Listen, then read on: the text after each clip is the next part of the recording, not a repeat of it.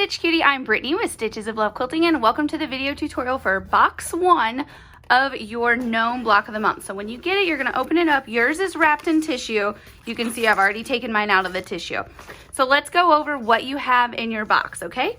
So the first thing when you open it, you're going to see your pattern and your binder cover. So we make your pattern where it can go in a binder real nice and neat. So you have your binder cover.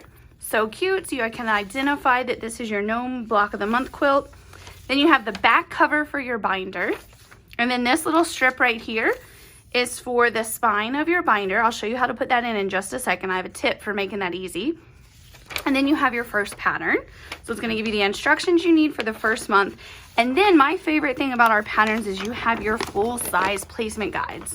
All right, so you have the 3 blocks that we're gonna make this month, which is blocks 1, 8, and 2. And then you also have all of your pieces reversed in case you want to make another quilt. So what I'm going to do right now is put my binder together, and then we're going to go over prepping our pieces and cutting our fabric. Then from there, you'll be able to follow along 2 different paths of the tutorials, one to your embroidery machine or one if you're using your sewing machine to do your buttonhole stitch. So the first thing, let's decorate our binder because it's so cute. So the tip for putting the spine in, if you lay your binder flat like this, check out how cool this is. It makes it a breeze to slide in. If you try and do this when your binder is closed, you are gonna struggle. The struggle will be real and not fun. But if you lay your binder flat, look at that, it goes in perfectly. Now let's put our cover and back cover in place. So this is our front cover. Doesn't that look so pretty? I just love it. So you can stay nice and organized in your binder. There we go, the front cover and then the back cover. Now I know this is simple, but you know, we're doing this project together. So we're gonna do all the steps together. It's fun. It's like we're sewing our quilts together. And y'all know I'm obsessed with this quilt. I need it in my house right now. Okay, so look at that, our fun binder. And then what you can do, a lot of times our patterns are, the block is small enough where it fits on an 8.5 by 11, so we put the holes in that for your placement guide. However, I didn't want to put holes in your big 11 by 17, so you're going to want to store your placement guides in the back pocket of your binder. And then your pattern, you're just going to slip in right here. And this way, throughout the whole process, you have a lovely binder to keep everything together. So nice like. Okay, so let's go over what is in your box as well. So in this bag, you're gonna have all your pieces for 3 blocks. We've already taken the liberty of cutting them all for you. All you have to do, for some of the pieces that are in the same colors, you just have to snip them free. So I'll show you how to do that. And then we have our fabric that we're gonna cut. So let's move our box to this side. You can keep your box, it's really nice. Hopefully the mailman didn't get it too dirty. Sometimes they do, I'm sorry, it just is part of the thing. You can use this to store your blocks in on a shelf in your sewing room, really nice. So let's move that out of the way. And let's talk about our pieces. What we're gonna do first is take our pieces out and we're just gonna snip them free. Alrighty, so what I like to have, I have 2 little things right here. This is just a little plastic bowl that I like to keep my pieces in because some of the pieces are small, so I wanna keep them ready to use. So I'm just gonna peel the backing off, and then I have a little trash can. How cute is this, y'all? I got it at Target for $1. Truly, it was $1, see? When you walk in Target, they have that little dollar section. I always think that's fun. Okay, and so what you're gonna do is just snip your pieces. And I always do it where it's a straight line, so you don't have to worry. Just connect with a straight line. Now the scissors I like to use, these are Karen K. Buckley scissors. We do carry them on our website. They are awesome. They're nice and sharp, and they cut all the way to the end. Take a look. See that end, how pointy? Really, really nice to use. It's funny, everyone in the office were like, man, these are so good. Like, wouldn't it be nice to have them at home? And I'm like, you know what? Why don't we order some for ourselves for our house instead of just having them at the office? They're great. And this is such fun fabric in this quilt. So it is a beautiful mix of Moda and Riley Blake fabric. So like all the checks and dots and stripes are Riley Blake. And then the background fabric, oh, I just love it. Have you seen how it has, if you take a look at it, it's a Moda Grunge. It's called Moda Grunge White, but you'll notice that it has a really beautiful green texture printed on it as well. And that just adds to kind of the gnome forest feeling. We fell in love with that fabric for this quilt. And then these are our little tree, what is that called? Tree, not a tree stump. The leg of our tree? I can't think of words. Alrighty, and then we're just gonna cut out, there's a bunch of aqua, and then a little snip here, doot. And then our snowflakes. Man, I tell you, aren't you glad you didn't have to cut these snowflakes out?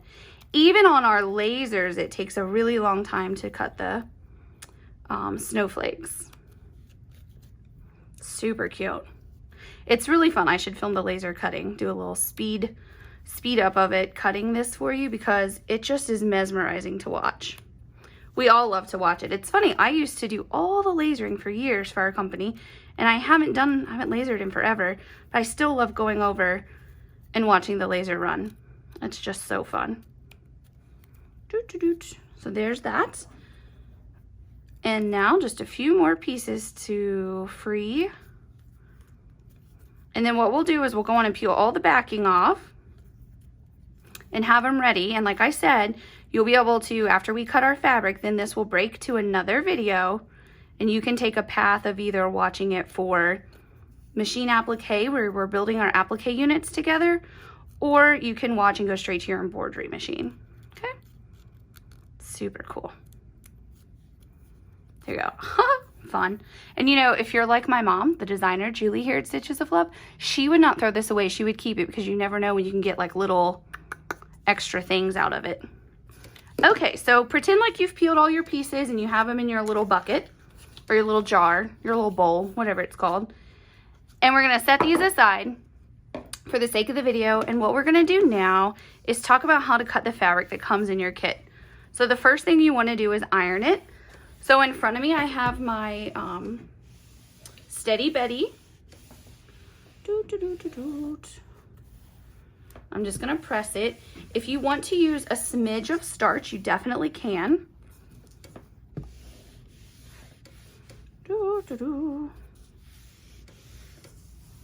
Alrighty. Because it does definitely, you know, boxes get tossed around in the mail, so your pieces are gonna be wrinkled from being folded. We do press all the fabric before we put it in the box, so it's not that wrinkled, but you know, when we fold it, you're gonna have the lines from folding it. I'm gonna move my pressing surface out of the way. And now what we're gonna do, take a look at your pattern. We're gonna cut the pieces that we need, right? And so we're gonna instruct you to cut pieces bigger than you need, because we're gonna trim them down after sewing. So we're gonna do 1 10 by 14 and 2 6 by 14. So get my little stuff ready. For purposes of the video, I have mine folded in half. You will not need to fold yours in half, because you're gonna be on your real cutting mat. There we go. So the first thing was 10 by 14. What was it? Look at that. I already forgot. I'm the one that wrote the pattern. 10 by 14. So I'm just going to make sure to line that up straight. And we're just going to go to the 10 and cut. And that's because we've already cut it 14 wide for you. See, take a look at that. It's already... And we give you a little more than you need. See, it's actually to 15. Oh, well, you get extra. So this is one piece. We're gonna set that aside. And then from this piece, we're gonna cut 2 at 6. So we're just gonna line that right up. There you go. And cut on the 6. There you go. So there's no need to like square it up perfectly right now, because you're going to be handling it a lot. You're gonna be stitching on it. You're gonna be embroidering on it if you're doing the embroidery machine. And at the end, we're gonna trim it down about a couple inches all the way around. So you can see this is for one tree, another tree, and then this is for our main gnome. Cool, so this month we're making 3 blocks. Let me just zoom in right here for you and tell you what we're gonna make. We're gonna make the first tree, we're gonna make the first gnome, and then we're gonna make the last tree on that first row. So cute. Okay, so now let's break, and you'll go to either video for machine applique or machine embroidery, and let's start making our blocks. Yay!